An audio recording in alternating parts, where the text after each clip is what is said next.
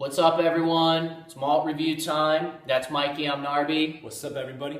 We're doing a very, very special whiskey, Brora 30-year-old. This is the 2007 version, and I'm not sure if you guys can see. I'll hold it up as close as possible. So this is the Brora 30-year-old, the 2007 version. This is bottle number 2894. And it is bottled at 55.7% ABV. As I don't know if you guys know or not, Brora is obviously a collector's item now that it's a closed distillery, and you know most people don't open these bottles. As you guys can see, we open all our bottles and we drink them. We do collect whiskey, but we collect open bottles. We drink and we enjoy them. And we enjoy being able to going and trying some of these legendary whiskeys. So without further ado, I'm going to go ahead and pour this whiskey, and Mike will say a few words while I do that. So Brora is owned by Diageo, you know, the massive spirits conglomerate.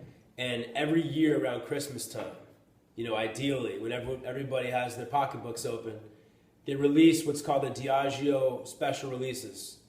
And included is like Brora, Lagavulin, and another closed distillery, Port Ellen. And Brora is unique, like Port Ellen. It didn't really reach stardom, full stardom, until it was closed. And it seems like Brora, the best whiskeys require a lot of age, 25 years, 30 years. And this 2007 is supposed to be one of the better ones. Let's find out. All right, you guys. Without further ado, the color is a nice golden color. Absolutely. Pure gold. This is pure gold. This is bottled at natural strength, like I said, at 55.7. Natural color. Natural color. No chill filtration, I believe. The real deal, baby. Yes, and there's not even legs. As I swirl it, it's just glue. Glues on, glues onto the glass. And that's the other key, that all these special Broras, they're all cask strength, which we love, obviously, the full power. On the nose, you guys.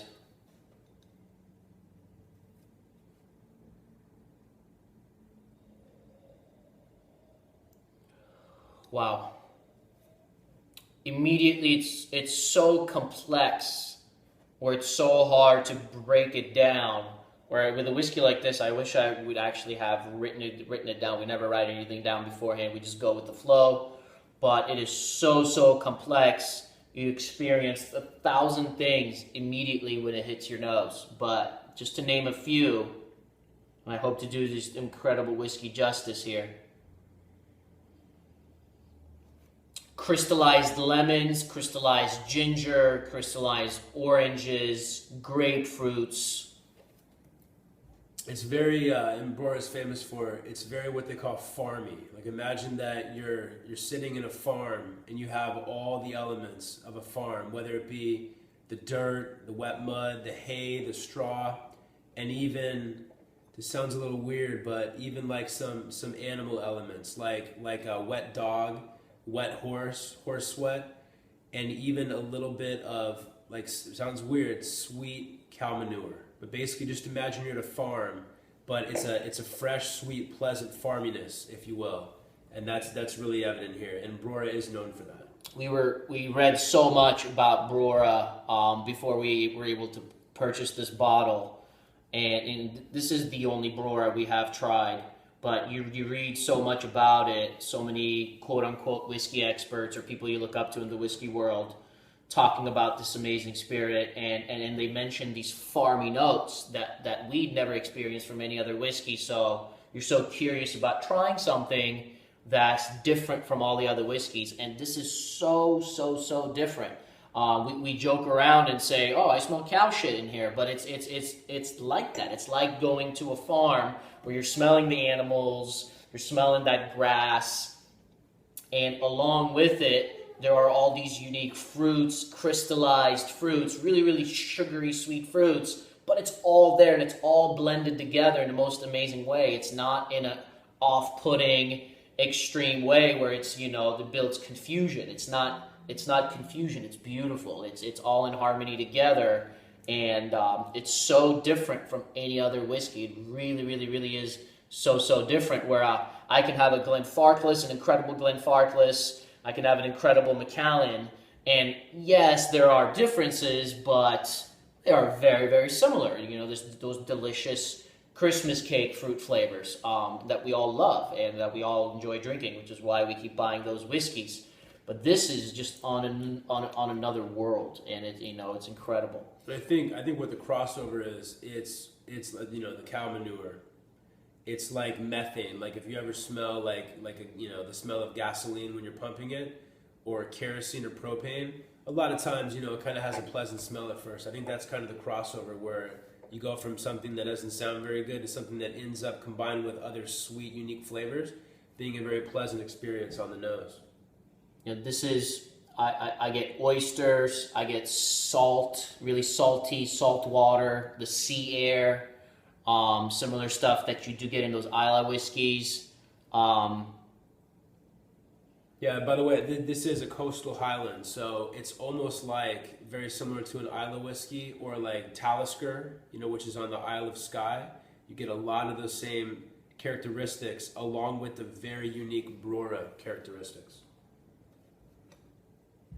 Yeah, and like just beautiful, light, sweet, tropical fruits, grapefruits, even a little bit of guava, and very heavily crystallized or candied, which we love. I get creme brulee, pineapple, banana. I mean, there are so many unique fresh fruits in here, along with all those other elements that we said. You could put this whiskey down, you could let it breathe, and you can grab it, and again in 15 minutes, and we can again start mentioning a whole other world of flavors. I mean, it's endless. It's all about, I guess, how long we want to sit here and review these whiskeys, but we don't want to sit here and chit-chatter forever. So without further ado, let's try it on the palate. Let's do it. At cask strength first. Yeah, this is definitely, if not the most, one of the most complex whiskeys you'll ever find. If complexity and, just mind-blowing is what you're into.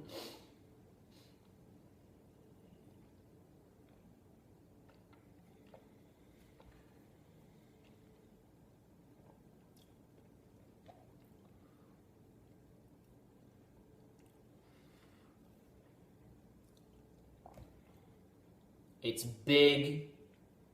It attacks right away, lets you know it's cask strength. But it's certainly not too alcoholic. You can easily, I can at least easily drink this at 55% without adding any water. It is all those elements that you get on the nose. You're getting them on the palate. That delicious citrus cream. Those farmy notes that we talked about.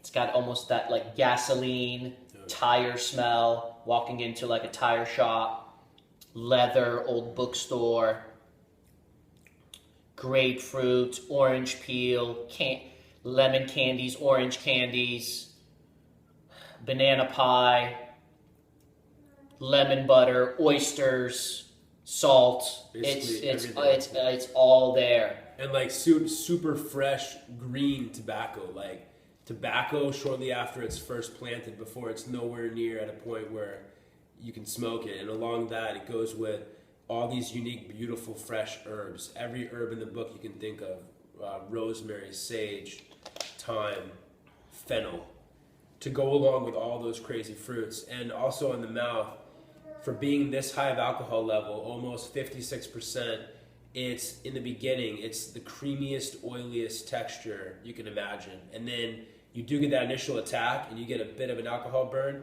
but it goes away right away. And it goes back into this very pleasant, kind of oily, gluish, if you will, mouthfeel that just lingers in your mouth forever and releases that amazing, complex array of all those flavors. I guess I just added a good, 5 to 10 drops of water to lower the ABV a little bit and open it up. It becomes sweeter. It still carries all those similar flavors. It doesn't change it. Where some whiskeys, when you add water, it completely changes into a different thing. It definitely changes with water, don't get me wrong, but it takes it well. It can handle water, this whiskey, for sure. I just added some in yours too. But it definitely, the main thing I noticed is it got sweeter. Yeah, definitely more on the fruits and like the dessert and the pastries and cream flavors than say all the crazy herbs and farmy notes. Definitely get those croissant, crepe, the lemon butter. Oh yeah. Really good. I'm going to try it on the palate again with a little added water. Yeah, like imagine fresh baked breads and all kinds of fresh baked goods you get at a bakery, but then, you know, add sugar and sweet and cream and butter to it. Incredible.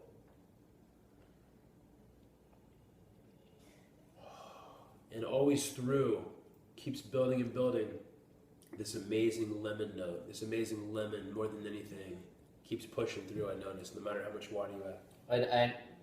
And I say with on the nose, it was really equally unique with water and without water. It changed, but equally good. On the palate, I say it even improves with water. It really lets you detect more, and the finish is so long. I mean, I like to explain the finish as in like it just released by like 5%, by like 10%. It's releasing, it's going away. It's 100% still there right now. Oh my God. And it just sits there on the palate, on the side of your mouth, and it's ever so slowly, 0.1% at a time releasing. It's just staying there, full flavor. It helps that it's cask strength. It helps that it's a 30-year-old spirit. Both those things definitely contribute to a nice long finish. Again, Brora 30-year-old, the 2007 release.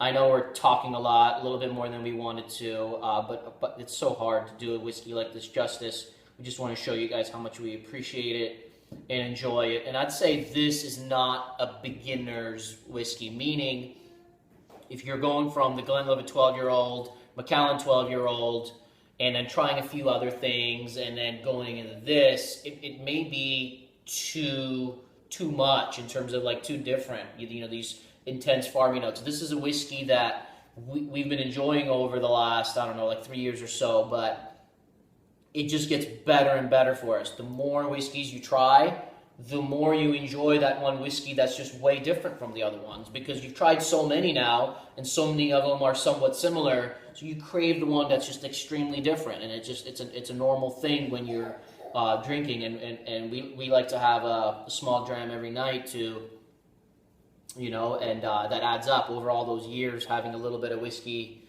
close to every day. You start appreciating something really different, and something delicious as this. Score-wise, I give this a 94 out of 100. I give it the exact same, and it's a very harsh, but a very well-deserved 94. Yeah, I mean 94 is an amazingly high 94 score. is an amazing score. Yeah, that's up there. All right, you guys. We'll see you guys soon. Brora 30. Get it.